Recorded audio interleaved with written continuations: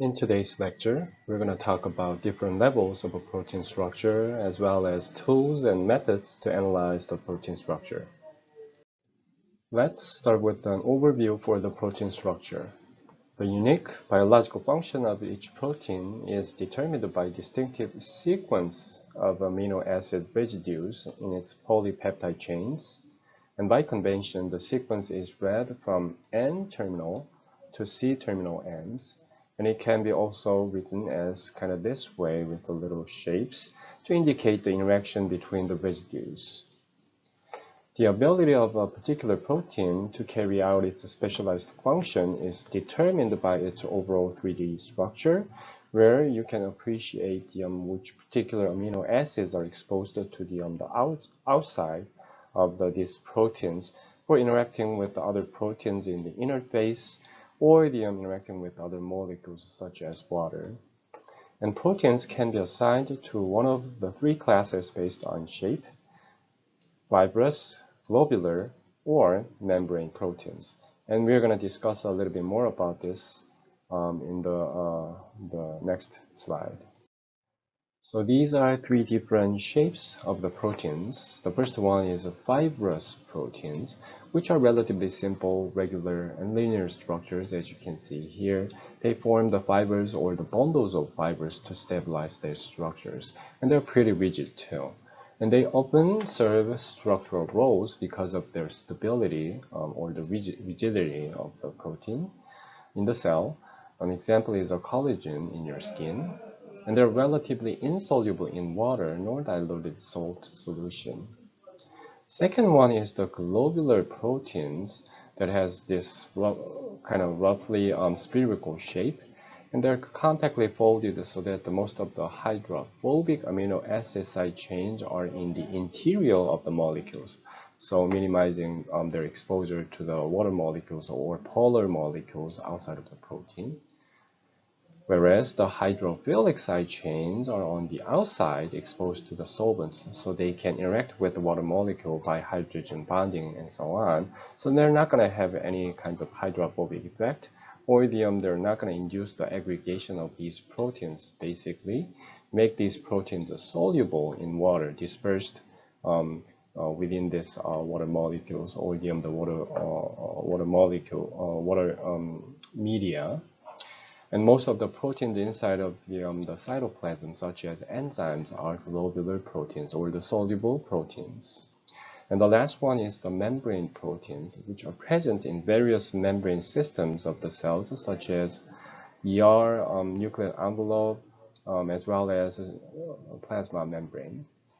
And in order for these proteins to interact with the nonpolar phase within membranes, such as this lipid bilayer, membrane proteins have hydrophobic amino acids that are exposed and oriented outward outside of these proteins.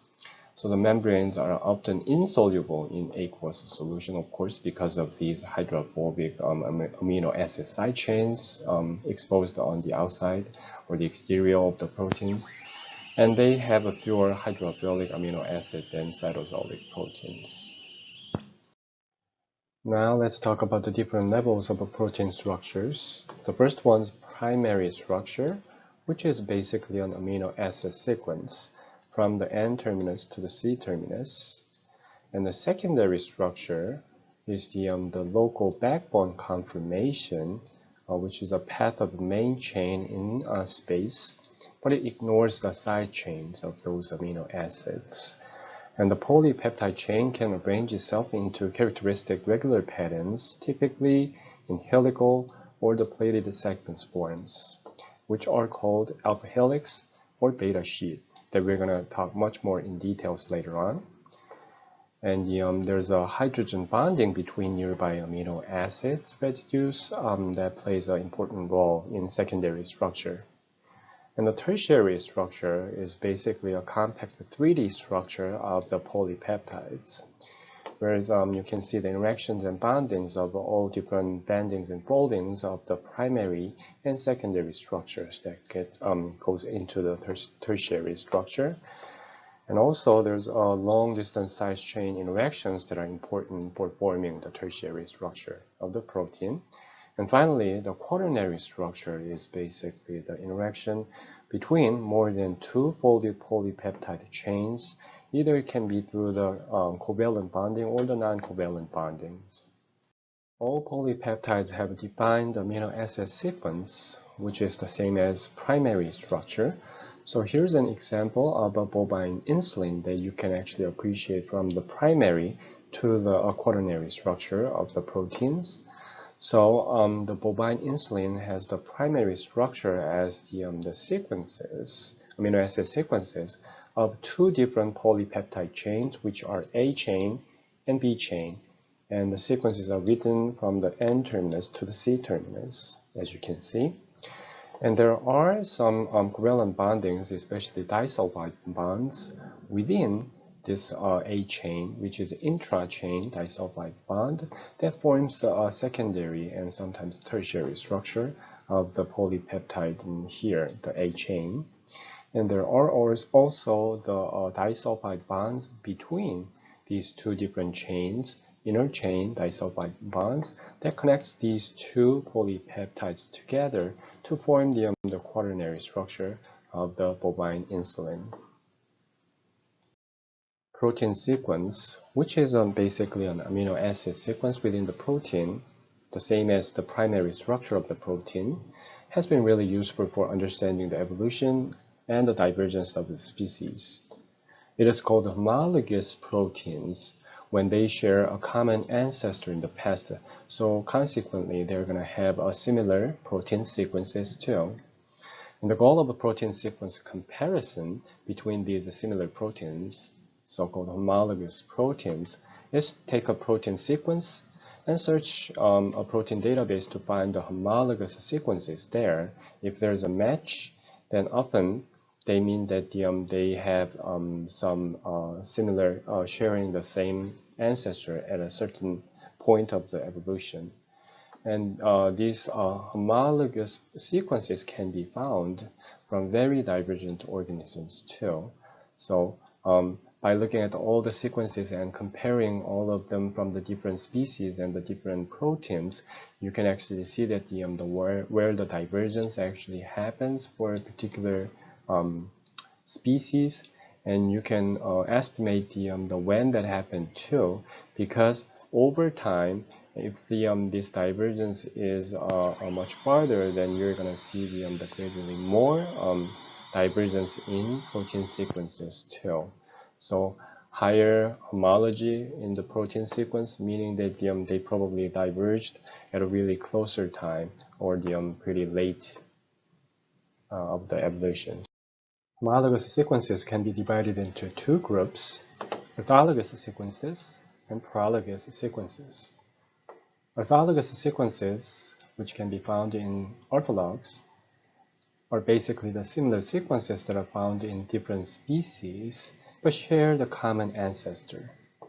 Whereas paralogous sequences that are found in paralogs are the similar sequences that is due to a gene duplication event during the evolution within the same species. So they're going to be basically the brothers of the same gene that happened that belongs to the same species. And common modes of the evolution include conventional divergence that leads to orthology, making the orthologous sequences. And an example is a cytochrome C that almost all the species have, but they have all different kinds of divergence in terms of its sequences. And the sequences are more similar when you compare the two species that are closer, so the divergence happens the later of the evolution. And another mode is the gene duplication that happened during the evolution, which leads to a paralogy, again, makes the paralogous sequences. And an example is going to be the subunit of the globins, which are A and B subunits. They are quite similar in their sequences and derived from the same parental gene, but after the gene duplication, they have some variations and divergence. I'll make them as separate and different, but still similar sequences for the proteins. Let's talk more about the cytochrome C in the context of evolution. It is orthologous proteins that can be found in all organisms. It's a critical component for the cellular respiratory and also important for the energy generation within the cell. And we're going to discuss much more about its structure and the function later of this course. And this cytochrome C can be seen here as a sort of a cartoon type, which has all the branches and the knots like that. It is called as the phylogenetic tree, and its branching pattern reflects the differences between the cytochrome C sequences. So for example, this and this species are pretty close. As you can see, the divergence happens much later of this whole evolution, as opposed to the Baker's yeast and the Claricary has the relatively longer distance compared to this, meaning that they have a little bit more difference in terms of their cytochrome C sequences. And also this phylogenetic tree shows the matches the evolutionary relationships of the species that express the proteins too. In the previous slide, we talked about the cytochrome C, which is a great example for the orthology or orthologous sequences. Now let's talk about the prology. A great example is going to be the members of the globin family, which are the oxygen-binding proteins that have evolved through a series of gene duplications and speciation events. And especially human A and D genes, which encode alpha and delta chains of the globin, were duplicated little less than 50 million years ago, and especially the delta chain, which were from the D gene, are found in primates but not in the other mammals, meaning that humans are pretty close to primates when you compare to the other mammals for their sequences.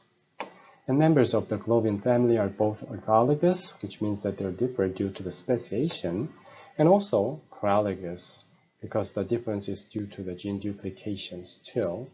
So here are some examples of talking about the orthologous or the paralogous relationship of these globin families. First, the human alpha globin, mouse alpha globin, and chicken alpha globin are all orthologs because they were from the same gene that shares the common ancestor, but that happens they are expressed all in different species.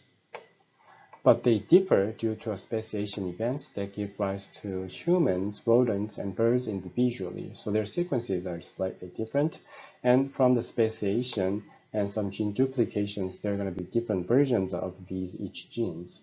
So the mouse beta globin and human alpha globin, although this is mouse and human, when you focus on the gene, the chain, or the actual gene, it's the B gene and the A gene, which are sort of the brothers, but that was gave rise from the gene duplication. So they are paralogous, or they have a paralogy that created the A and B subunits some like 600 million years ago.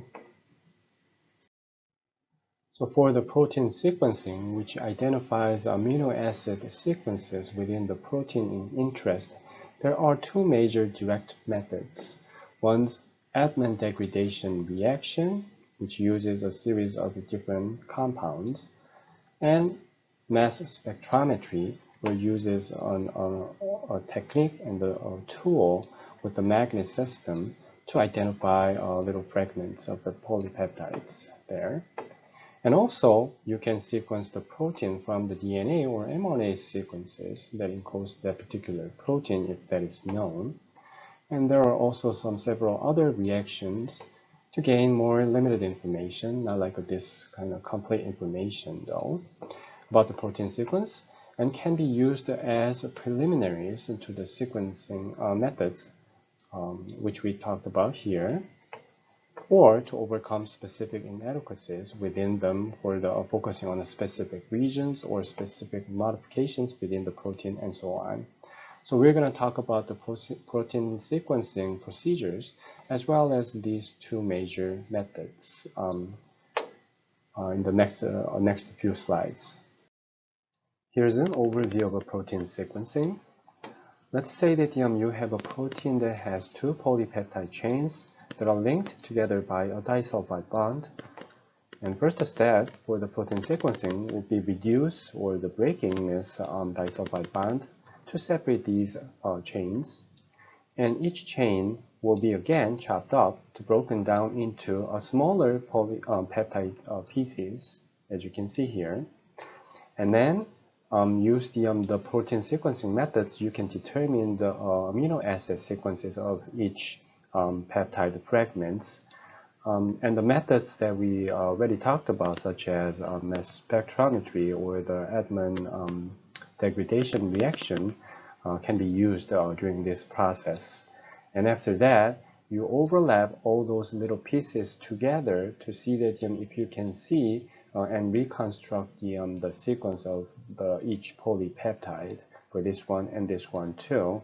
And of course, you're going to need a lot of different pieces with the different sizes and covering different regions of this polypeptide or the particular chain here that you're looking at. And then by overlapping all these little pieces to come up with the bigger and longer and hopefully complete chain within that protein. And you can do the same thing for the other chain too. And after that, now you come back to the intact protein again. But instead of reducing the disulfide bond, now you just keep the disulfide, the cysteine and cysteine bonding here.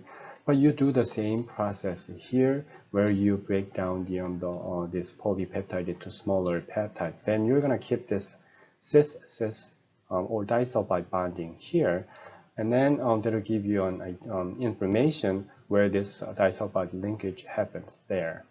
And you can use different methods there, which will complement of what you find, or sometimes give you more resolution at a certain regions that was difficult to identify using the first methods. And you can analyze the N-terminal amino acids using some reagents that are developed and published already. And what you do to analyze that particular amino acid sequence is that first react the peptide in interest with the reagent which will selectively label the N-terminal amino acids of that protein or the peptide chain. And then you hydrolyze that protein, meaning that the leaving group will be that particular N-terminal amino acid that is attached to the reagent. And then you determine that particular amino acid by using the chromatography for its size or some other electrostatic properties and so on.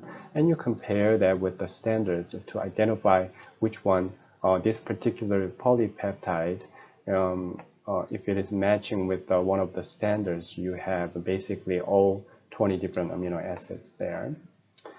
And different reagents can be used to label terminal amino acids, and they have all different pros and cons there. And they all react with amine groups, so that means it can also bind to the amine group in the side chains, such as lysine too, so you should be careful with that. And two of the most commonly used reagents are Sanger's reagents, which you can see here, the 2,4-dinitrophlorobenzene, or you can call it DNFB, as well as densyl derivatives. And the most common one is densyl chloride that you can use for tagging the peptide on the N-terminal region. Let's talk about Edman degradation reaction in more details, which is one of widely used methods for protein sequencing. This Edman degradation basically uses this Edman cycle over and over again, where you can identify the one amino acid that is specifically located on the N-terminal of that protein. And you do that multiple times by using the other separation or identification methods such as HPLC or the chromatography. So let's talk about it step by step. The first step would be break any disulfide bonds or the bridges in the protein by oxidizing with phosphoric acids. So if the protein in interest have more than one chains, then you're going to have multiple fragments there, which you need to separate and purify. So the reason that you purify those chains is that now you're going to focus on each chain and will determine the amino acid compositions for those chains one by one. So now you have multiple chains that were separated and purified, and you focus on one chain, and now you need to determine the terminal amino acids, especially on the N-terminal. To do so, you again break each chain into even smaller fragments, which is under 50 amino acid long. And with these little fragments, you're going to do the purification or the separation step again. So you're going to end up having really little fragments that were from each chains. But you have to separate them, of course, and you're going to treat them separately for this Edman degradation or the Edman cycle to identify the sequences. Now you have all the little fragments from different chains. You now need to determine the sequence, amino acid sequences. And what you do is go through the Edman cycle. Again, you use a particular reagent there to identify the amino acids on the N-terminal one by one. And repeat with the different patterns of cleavages too, to make sure you cover all the other regions with the different size of fragments, which will help you to reconstruct the whole protein there.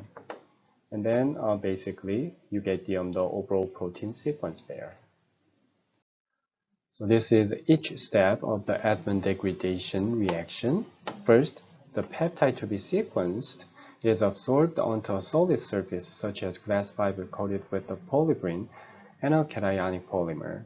And then Edman reagent, which is phenylisothiocyanate or PITC, is added to the absorbed protein there, together with a mildly basic buffer solution such as 12% trimethylamine. And this reacts with the amino group of the N-terminal amino acid of the sequence or the polypeptide that you want to sequence. And then the terminal amino acid derivative can be selectively detached by the addition of the anhydrous acid. And derivative then isomerizes like this to give a substituted phenylthiohydrodenone, which can be washed off and identified by the chromatography. Again, you can use the some unique properties of the amino acid and can compare with the standard for their electrostatic property or the size and so on. And this cycle basically can be repeated again and again to identify each amino acids. And another method for protein sequencing is mass spectrometry, which is one of the most often used methods. And it's also used today too. And it's called as mass spec, or can be written as just MS2. It's an analytical technique to measure the mass to charge ratio of ions, especially the ions or ionized fragments or the molecules from the peptides or the protein in interest. And generally, this is used to find the composition of a physical sample by generating a mass spectrum representing the masses of the sample components. And it relies on the machine called the mass spectrometer, which you can see right here. It's a huge system. It's basically a device to measure the mass to charge ratio of ions. And it can be achieved by ionizing the sample, so protein fragments or the peptides, and separating ions of differing masses and recording their relative abundance by measuring the intensities of ion flux through the mass analyzer and the detector inside this mass spectrometer. And a typical mass spectrometer comprises of 3 parts: an ion source, a mass analyzer, and a detector system here, and ended up giving you the intensity or the abundance of that particular ions, or the ratio of the ions and the mass too. So again, mass to charge ratio there. And by looking at those curves, you can identify the particular amino acids that comprises the particular fragments that you're analyzing putting into this mass spectrometer. Protein purification is a critical technique not only for the protein sequencing that we just talked about, but also for other biochemical assays as well as in vitro experiments. This protein purification is a series of processes intended to isolate a single type or single species of a protein from a complex mixture. And the starting material is usually a biological tissue or a microbial culture. So there are going to be a lot of proteins, biomaterials, as well as macromolecules within that samples, the starting material. And the various steps in the purification processes may free the protein from a matrix that combines it, and separate the protein and non-protein parts of the mixture. And finally, separate the desired protein from all other proteins. So there are going to be a lot of different steps that are involved. So the separation of one protein from all others is typically the most laborious aspects of a protein purification, because many times you have to do it over and over again in multiple steps. And also you have to come up with you have to put a lot of efforts and times, and also have to bring all the knowledges about different properties and aspects of the proteins. So the separation steps exploit differences in protein size, physical chemical properties, as well as binding affinities. After you purify the protein, you need to evaluate the purification yields. And these are the sort of different methods for evaluating such purification yield. The first one is running an SDS page. And running an SDS page of the different steps gives a rough measure of the amount of different proteins in the mixture. And at the end of the day, when you run the protein purification, what you want to see from the SDS page is going to be a really strong single band that is on the desired or expected size, rather than having some smooches or the dim bands here and there. The strong single band is indicative of a high yield for protein purification. Another method is assaying the spectroscopic feature of an enzymatic activity to detect and quantify the specific protein. And thus, you can select the fractions of the separation that contains that particular protein too. And if antibodies against that protein is available, then you can use Western blot or ELISA. Both methods are widely used for detecting or identifying proteins. These methods can be specifically detect and quantify the amount of desired protein too. And we're going to discuss more about this Western blot or the ELISA in a few slides. And some proteins function as receptors and can be detected during the purification steps by a ligand binding assay, often using a radioactive ligand too. And the first method that we talked about for evaluating protein purification yield was SDS page, as you can see right here. And it's also called as a denaturing condition electrophoresis, because SDS denatures the protein and it uses the electrophoretic system. So its principle relies on the movement of a charged ion or charged polypeptide fragments in an electric field. And the proteins are denatured in a solution containing a detergent SDS, which is a sodium digoxyl sulfate. And in these conditions, the proteins are unfolded and coated with the negatively charged detergent molecules. And again, this SDS detergent breaks down specifically the disulfide bonds within the polypeptide or between the chains of the protein. So the proteins are all like a kind of linear state at this point. And the proteins in SDS page, again, this is for the sodium didoxyl sulfate polyacrylamide gel electrophoresis. The proteins in there are separated on sole basis of their size. So all of them are going to be negatively charged, and they're going to move through this page gel. But again, similar to DNA gel electrophoresis system, the bigger ones will move slowly, as opposed to smaller fragments can move much faster towards this plus end. And each band can be detected using stains such as Kumasi blue dye or silver staining, or you can actually combine with the Western blot or other methods, or even using antibodies to detect some of the bands that you're looking for. And there is a logarithmic relationship between the molecular mass of a protein and its electrophoretic mobility in SDS page.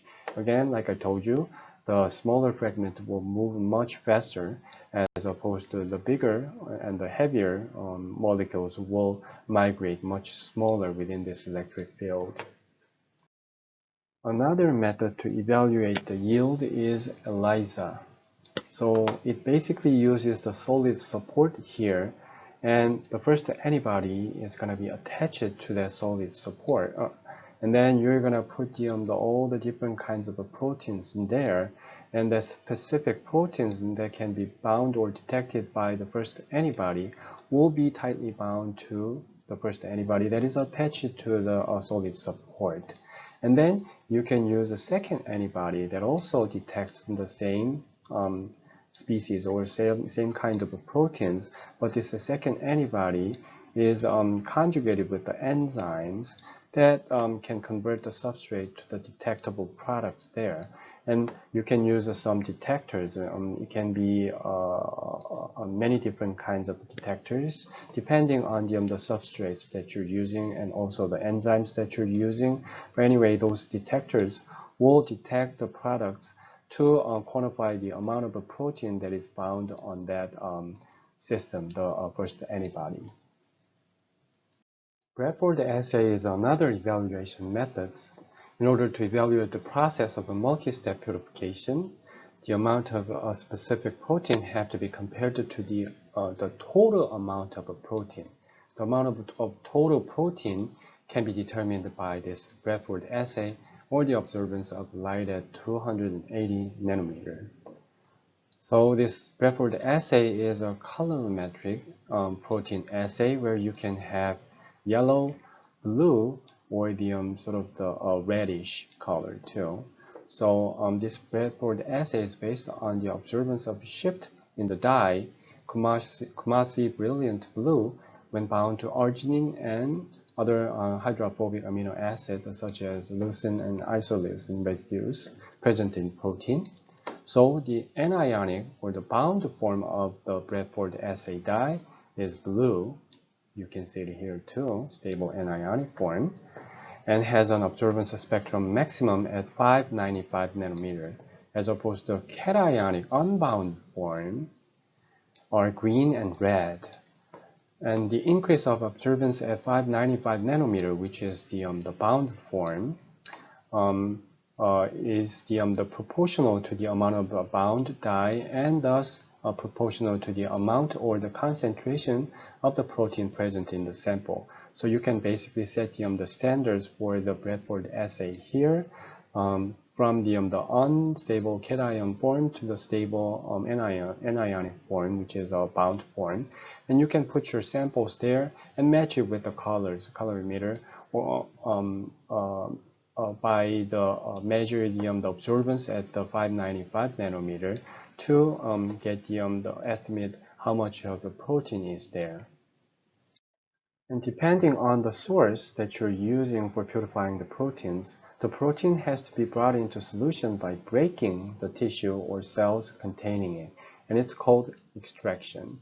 And there are several methods to achieve this, such as repeated freezing and thawing, sonication, homogenization by high pressure, or permeabilization by organic solvents.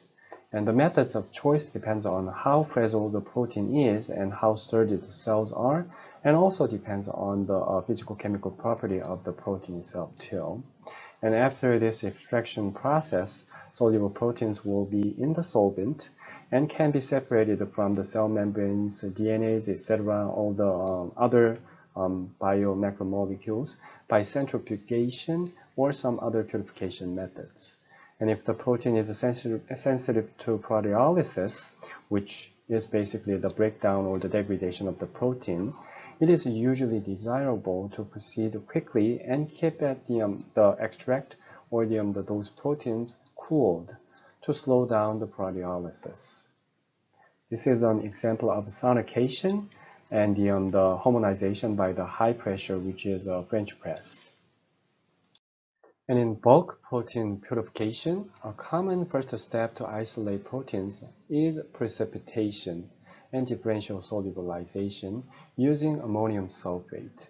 And this is performed by adding increasing amount of ammonium sulfate and collecting the different fractions of the precipitated proteins, because different proteins have different solubility on a different concentration of ammonium sulfate.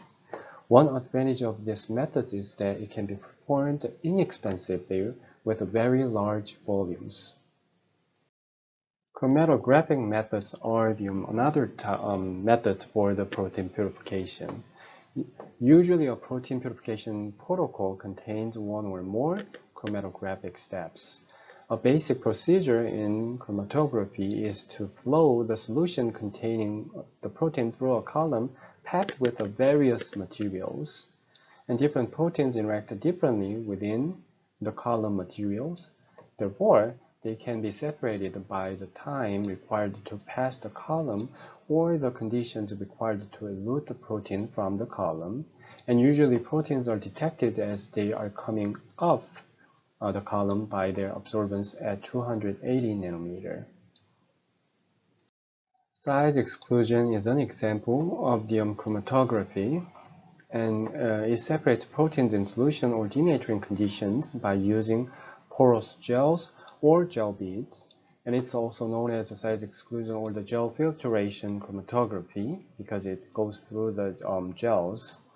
And the principle is that smaller molecules will traverse a larger volume in a porous matrix, or vice versa, depending on what kind of system that you're using.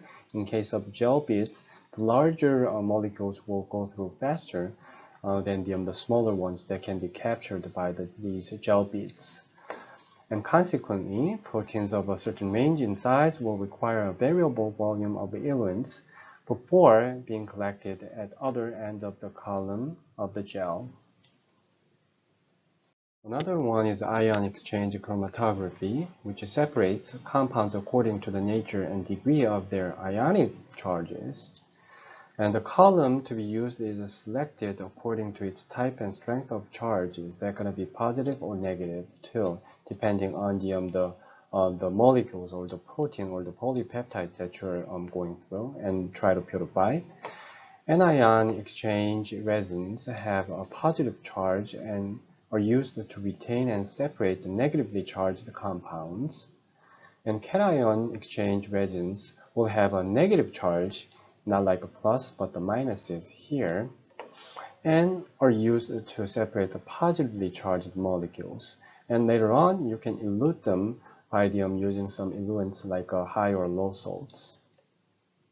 So for the ion exchange chromatography, before the separation begins, a buffer is pumped through the column to equilibrate the opposing charged ions.